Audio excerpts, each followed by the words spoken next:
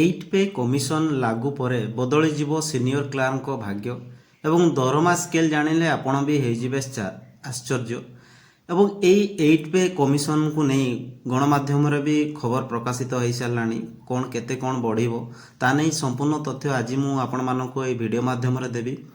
ଭିଡ଼ିଓରେ ଆପଣମାନେ କଣ୍ଟିନ୍ୟୁ ରୁହନ୍ତୁ ଏବଂ ଚ୍ୟାନେଲରେ ନୂଆ କରି ଆସିଥିଲେ ଚ୍ୟାନେଲକୁ ଲାଇକ୍ କରିଦେବେ। ଭିଡ଼ିଓଟି ଭଲ ଲାଗିଲେ ଚ୍ୟାନେଲକୁ ସବସ୍କ୍ରାଇବ୍ କରିଦେବେ।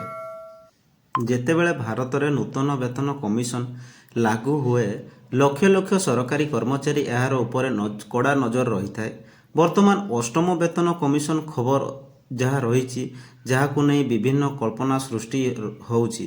ତେବେ କିରାଣୀ ଏବଂ ତଳସ୍ତରୀୟ କର୍ମଚାରୀ ବିଶେଷ ଭାବରେ ଜାଣିବାକୁ ଆଗ୍ରହୀ ଯେ ସେମାନଙ୍କର ଦରମା କେତେ ବୃଦ୍ଧି ପାଇବ। ଏହା ବରିଷ୍ଠ କିରାଣୀମାନଙ୍କ ପାଇଁ ଆହୁରି ଗୁରୁତ୍ୱପୂର୍ଣ୍ଣ କାରଣ ଏହି ପଦବୀରେ ବହୁ ସଂଖ୍ୟକ ସରକାରୀ କାର୍ଯ୍ୟକାରୀରେ ଉପସ୍ଥିତ ରହିଥାନ୍ତି। ତେବେ ଅଷ୍ଟମ ବେତନ କମିଶନ ଲାଗୁ ହେବା ସହିତ ବରିଷ୍ଠ କିରାଣୀଙ୍କ ଦରମା ଯଥେଷ୍ଟ ବୃଦ୍ଧି ହୋଇପାରେ। ଆସନ୍ତୁ ଜାଣିନେବା ଯେ ବରିଷ୍ଠ କିରାଣୀ ଦରମା କେତେ ବୃଦ୍ଧି ପାଇବ। ବର୍ତ୍ତମାନ ବରିଷ୍ଠ କିରାଣୀ ପଦବୀ ଦରମା ସ୍ତର ଯେଉଁ 5ଟି ସ୍ତର ଅନ୍ତର୍ଗତ, ଏହା ସ୍ତର ସର୍ବନିମ୍ନ ମୌଳିକ ଦରମା ଯେଉଁଟା ରହୁଛି କି 29,200।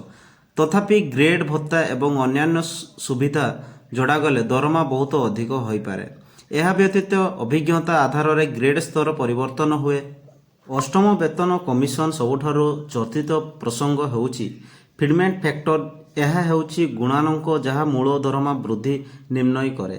କିଛି ରିପୋର୍ଟ ଆକଳନ କରିଛି ଯେ ଫିଟମେଣ୍ଟ ଫ୍ୟାକ୍ଟର ଯେଉଁଟା ରହୁଛି 2.8 ପର୍ଯ୍ୟନ୍ତ ଯାଇପାରେ। ଏହି ସମୟରେ କିଛି ବିଶେଷଜ୍ଞ ମତରେ ଏହା 1.92ରୁ 2.8 ମଧ୍ୟରେ ହୋଇପାରେ।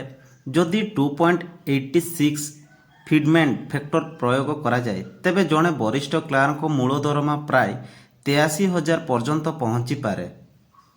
ତେବେ ଏହା ଉପରେ ଅଧିକ ଆଧାର କରି ମହଙ୍ଗା ଭତ୍ତା ଯେଉଁଟା ଡିଏ, ଏଚ୍ଆର୍ଏ ଏବଂ ଅନ୍ୟାନ୍ୟ ଭତ୍ତା ଗୁଣନ କରାଯିବ। ଏହାର ଅର୍ଥ ହେଉଛି ସାମଗ୍ରିକ ଦରମା ପ୍ୟାକେଜ ଆହୁରି ବଡ଼ ହୋଇପାରେ। ତେବେ ରିପୋର୍ଟ ଅନୁଯାୟୀ ଅଷ୍ଟମ ବେତନ କମିଶନ ରିପୋର୍ଟ ପ୍ରକାଶ ପାଇବା ପରେ ଏହାର ସୁପାରିଶଗୁଡ଼ିକୁ ଜାନୁଆରୀ 1, 2026ରୁ ଲାଗୁ କରାଯାଇପାରିବ। ଏହାର ଅର୍ଥ ହେଉଛି କର୍ମଚାରୀମାନଙ୍କୁ କେବଳ କିଛି ମାସ ଅପେକ୍ଷା କରିବାକୁ ପଡ଼ିବ। ତ ଫ୍ରେଣ୍ଡସ୍, ଇନଫର୍ମେସନ୍ଟି ଆପଣମାନଙ୍କୁ କେମିତି ଲାଗିଲା ଆପଣମାନେ କମେଣ୍ଟ ସେକ୍ସନରେ ନିହାତି ଜଣାଇବେ। ଯେଉଁଟା ଦେଖନ୍ତୁ କି ଗଣମାଧ୍ୟମରେ ବି ଖବର ପ୍ରସାରିତ ହୋଇସାରିଲାଣି।